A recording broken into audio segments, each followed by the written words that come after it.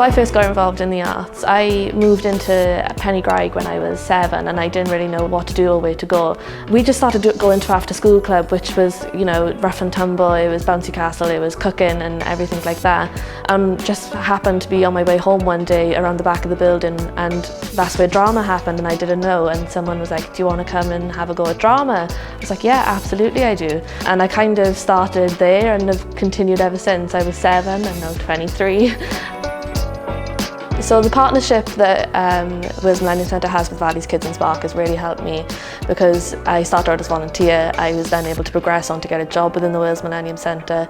That job opportunity within the Millennium Centre pushed me to get this job in Spark at the moment as a youth arts worker, and I believe that if I didn't have those opportunities in the middle, I wouldn't be where I am right now.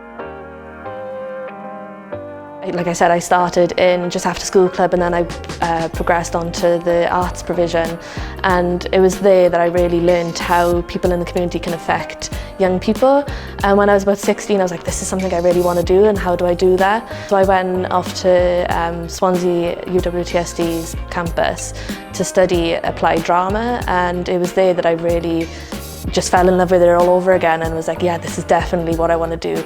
And I always say to people that if I was never a part of Valley's Kids Spark, having the opportunities with the Millennium Centre's partnership, I wouldn't be where I am right now, and I want to be able to offer those opportunities that I had as a young person to the future generation of young people coming through.